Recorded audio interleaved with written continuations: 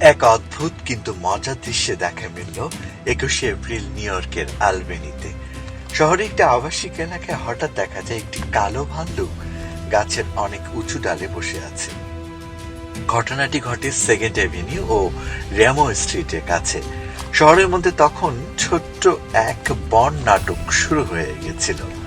ভাল্লুকটিকে প্রথমে দেখতে পায় এক শিশু, পরে 911-এ খবর দেয়া হলে পুলিশ, অ্যানিমেল কন্ট্রোল এবং নিউ ইয়র্ক স্টেট ডিইসি ঘটনাস্থলে পৌঁছে যায়। ভাল্লুকটি সম্ভবত খাবারের খোঁজে বা নিজের স্বাভাবিক বিচরণ এলাকা থেকে দূরে চলে এসে শহরতলির এ এলাকায় ঢুকে পড়ে। বিশেষজ্ঞদের মতে এমন তরুণ কালো ভাল্লুক মাঝে মধ্যে নতুন এলাকা ঘুরতে গিয়ে লোকালয়ে ঢুকে পড়ে।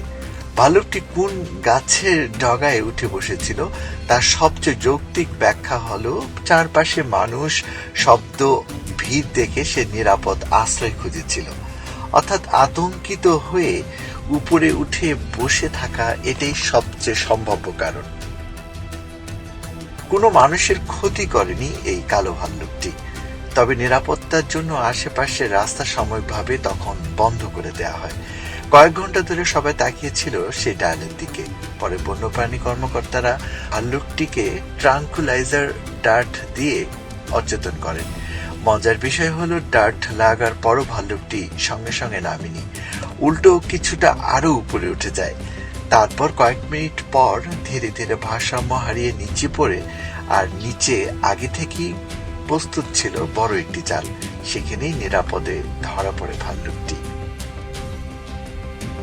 ভাল্লুকটি ছিল প্রায় 1 বছর বয়সী, ওজন আনুমানিক 130 পাউন্ড এবং উদ্ধার অভিযানের পর সেটি অক্ষত ছিল। পরে তাকে নিরাপদে সরিয়ে নিয়ে গিয়ে ক্যাটস্কিলস অঞ্চলে ছেড়ে দেওয়ার সিদ্ধান্ত নেওয়া হয়, যাতে সে আবার নিজের স্বাভাবিক পরিবেশে ফিরে যেতে পারে। সব মিলিয়ে আলবেনির এই সকালটি ছিল ভয়ের নয়, বরং কৌতূহল, হাসি আর স্বস্তির কারণ।